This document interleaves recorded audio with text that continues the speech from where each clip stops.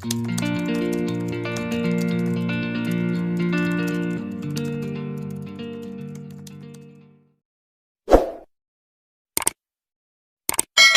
berumah tangga tentu ingin memiliki anak. Lalu bagaimana sih al-aulad fil Islam, anak di dalam Islam itu? Tentunya kita juga sebagai ibu dan bapak atau sebagai sebagai orang tua, kita juga sebagai anak karena kita punya ibu dan bapak. Dan bicara masalah anak ini, tentu yang pertama kita berbahagialah bagi bapak ibu yang pada kesempatan ini alhamdulillah bisa berangkat sama-sama dengan keluarga gitu ya, dengan anak, dengan menantu. Tentu itu merupakan kebahagiaan tersendiri. Nah selanjutnya bapak ibu, anak itu adalah yang pertama amanah, amanah sekaligus anugerah. Anak ini adalah amanah dari Allah Subhanahu wa Ta'ala. Maka jangan pernah sia-siakan amanah. Sekaligus juga anugerah. Sehingga kehadiran seorang anak itu perlu disyukuri oleh kedua orang tuanya. Yang mesti diingat adalah bahwa yang memberikan amanah ini adalah Allah. Ya, bukan presiden, tetapi Allah Subhanahu wa Ta'ala. Makanya menjadi rahasia Allah. Kapan kita punya anak itu rahasia Allah. Sebagaimana yang saya sampaikan dalam surah Luqman, wa ya'lamu ma fil arham. Jadi kalau kita lihat fakta, itu ada yang nikahnya sudah lama tapi belum punya anak, ada yang seperti itu. Itu biasanya disebut dengan mandul, ya. Dan ini dialami oleh para nabi bapak ibu, seperti halnya Nabi Zakaria, kemudian keluarga Nabiullah Ibrahim alaihissalam mengalami kesedihan karena telat mendapat anak. Ada juga yang nikahnya belum lama tapi anaknya sudah 5. Ada juga yang kayak gitu, mungkin kembar 2 kali. Nah, yang paling aneh mungkin ada juga menikah belum, suami tidak ada, tapi anaknya sudah 2. Itu biasanya disebut oleh Sukabumi parabola gitu kan. Istilahnya itu rawan jebol diheula. Boneka cantik dari India, betul penting kebubu apa ada cendol dari kelapaan, genal-genal daya bapaan, pemilu, pengantin hamil dahulu atau betel dacan kalebe pas antol.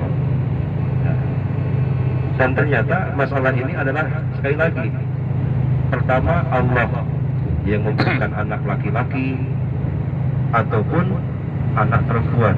Jadi Allah yang memberikan anak laki-laki, Allah pula yang memberikan anak perempuan. Atau bisa jadi dua-duanya, ya, satu sajodoh gitu.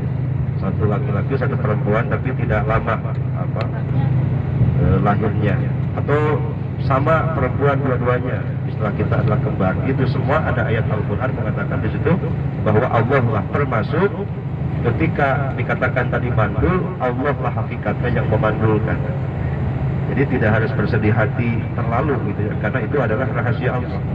Yang paling terpenting ketika kita ingin memiliki keturunan itu adalah satu, berdoa kepada Allah Subhanahu wa Ta'ala. Yang kedua, mencari asbab syariat, apakah meminta doa kepada orang-orang soleh, kepada orang tua, ataupun secara pengobatan yang memang aman gitu. Itu ya yang pertama. Jadi anak itu amanah dari Allah, jangan sia-siakan amanah. Sekaligus anugerah. Kalau anugerah berarti harus disyukuri.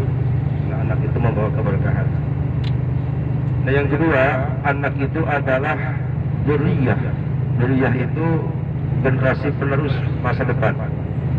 Subhanul yaum rijalul ghad. Pemuda hari ini, anak-anak hari ini adalah pemimpin-pemimpin di masa yang akan datang. Jadi bagaimana kampung kita, desa kita, kabupaten kita ke depannya tergantung anak-anak kita lah jawabannya.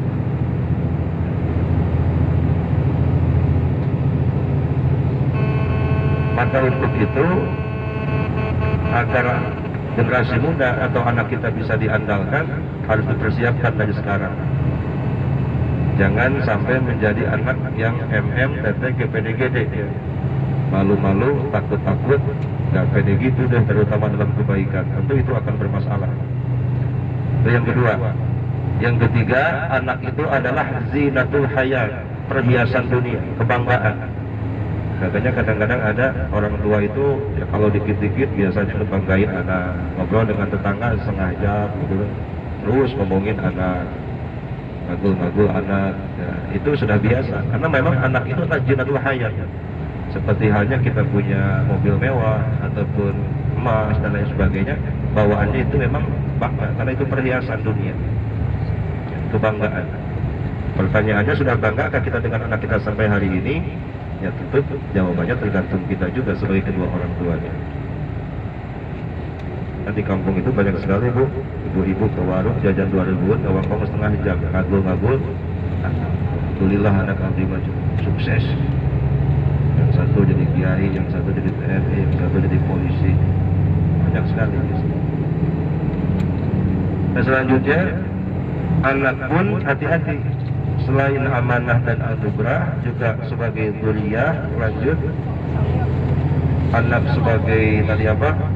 Zinatul hayat, kebanggaan, perhiasan dunia. Anak ini bisa menjadi fitnah, ujian Bapak Ibu.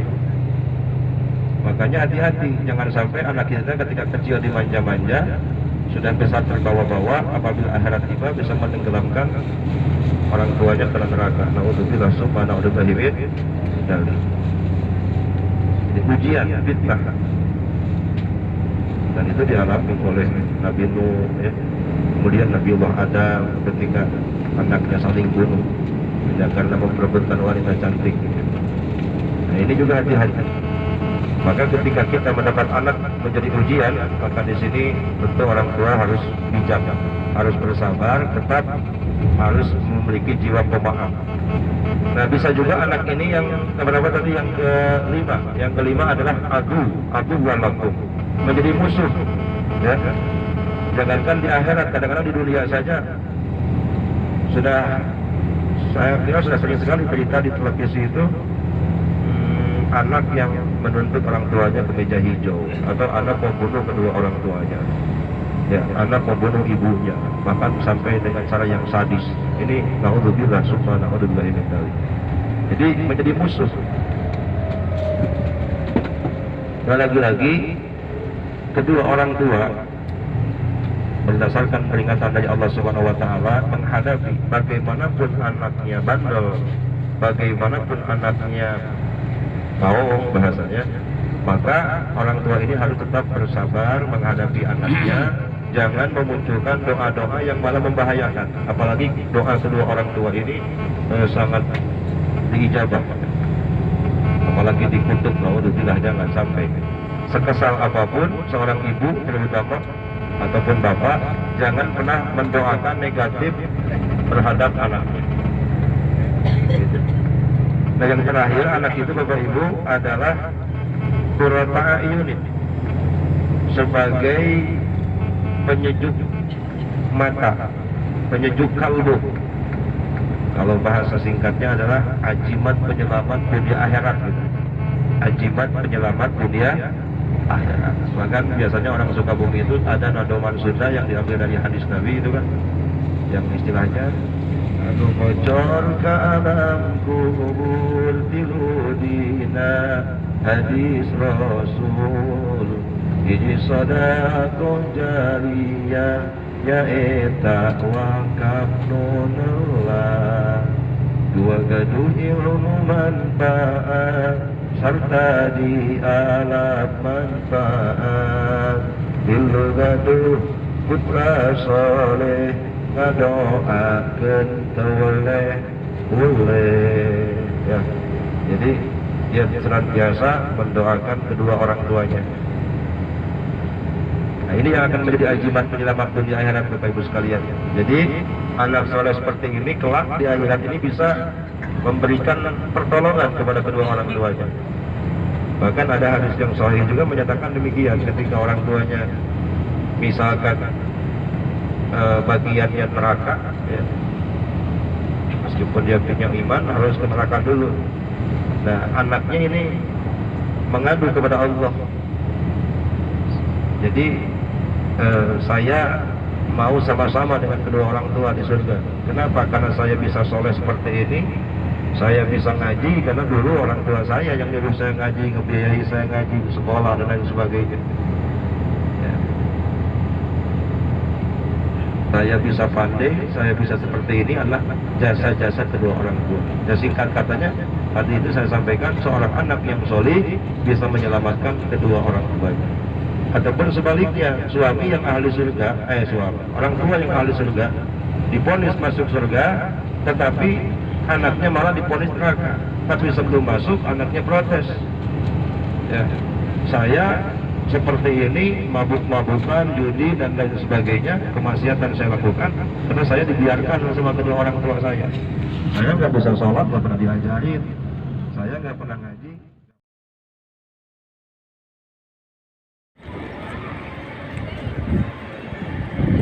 Dan asup cuma 38 Pak.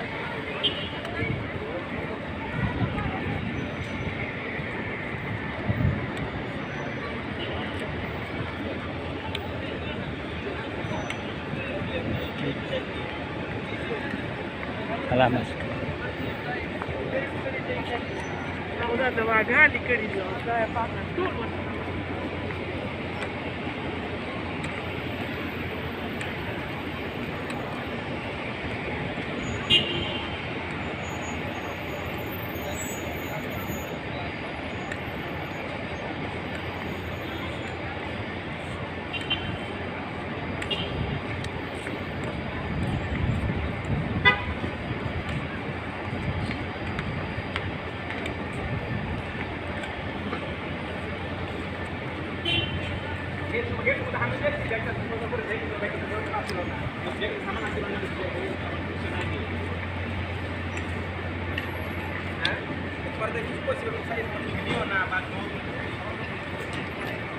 Rusak pertokan.